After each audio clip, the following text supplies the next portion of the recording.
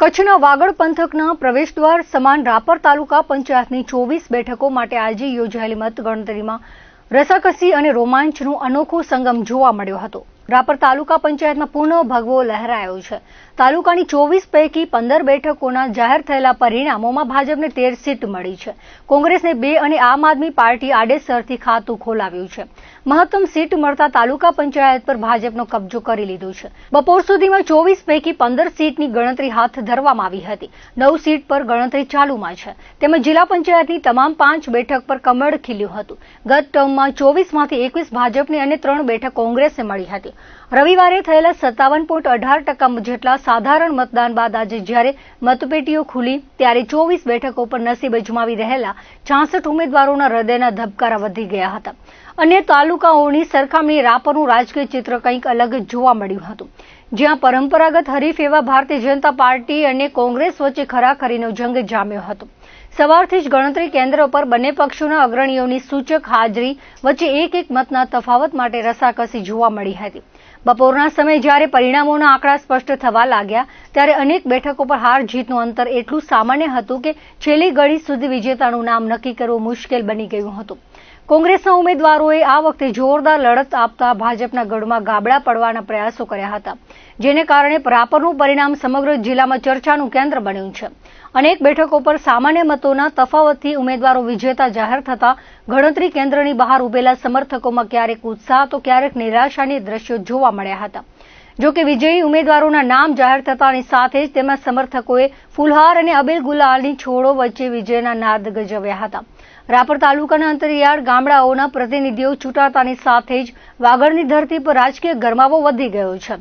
વિજેતા થયેલા ઉમેદવારોને તેમના ટેકેદારોએ ખભા પર બેસાડી વિજય સરઘસ કાઢ્યા હતા અને ફટાકડાની ગુંજ સાથે પોતાની જીતની ખુશી વ્યક્ત કરી હતી।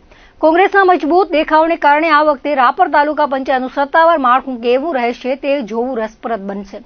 બપોર બાદ વિજેતા ઉમેદવારોએ જનતાનો આભાર માનીને વિકાસના કાર્યોની ખાતરી આપી હતી, જ્યારે નજીવા અંતરે હારેલા ઉમેદવારોએ પણ આ જંગને મજબૂતીથી લડ્યા હોવાનો સંતોષ વ્યક્ત કર્યો હતો। ભચાઉ તાલુકા પંચાયતમાં આ વખતે ભાજપે વિક્રમજનક કહી શકાય તેમ 20 પૈકી 19 બેઠક પર વિજય હાંસલ કર્યો છે, જ્યારે કોંગ્રેસને ફાળે માત્ર શિકારપુરની બેઠક આવી છે।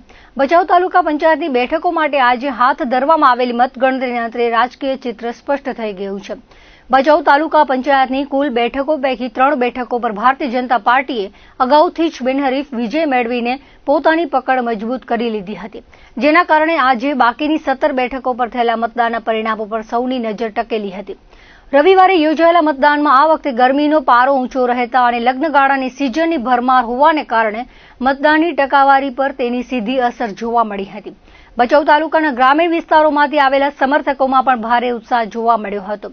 લગ્નની વ્યસ્તતા અને કાળઝાળ ગરમી વચ્ચે પણ જે મતદારોએ પોતાના મતાધિકારનો ઉપયોગ કર્યો હતો તેમના વિશ્વાસને જીતનાર ઉમેદવારોએ જનતાનો આભાર માન્યો હતો। 3 બેઠકો પહેલેથી જ બિનહરીફ હોવાને કારણે ભાજપના છાવણીમાં એક પ્રકારનો આત્મવિશ્વાસ હતો જ, જે આજે બાકીની બેઠકોના પરિણામોમાં પણ જોવા મળ્યો હતો। બપોર બાદ ભચાઉના માર્ગો પર વિજેતા ઉમેદવારોના ટેકેદારોનો ભારે ધસારો જોવા મળ્યો હતો અને વાતાવરણ ઉત્સવમય બની ગયું હતું।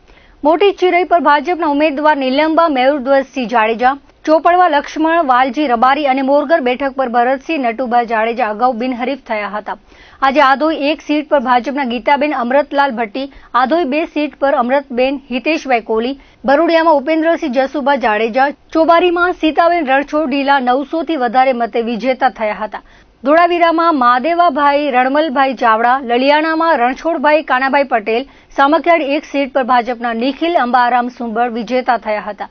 આ સિવાય જંગીમાં નિર્મલાબેન કોલી, કંથકોટમાં આસીબેન ભીખાભાઈ ભીલ, લાકડીયા 1 સાદિક સુલેમાન રાવમાં, લાકડીયા 2 માં રાજીબેન કરશનભાઈ વાવિયા, મનફરામાં ભરતભાઈ વિભાભાઈ કોલી, સામખિયાળી 2 માં શાંતિબેન શંકરભાઈ છાગા, વીજપાસરમાં રંભીબેન ખીમાભાઈ માતા, બોંધમાં પ્રેમિલાબેન રામજીભાઈ ચૌધરી ભાજપમાંથી વિજેતા થયા હતા।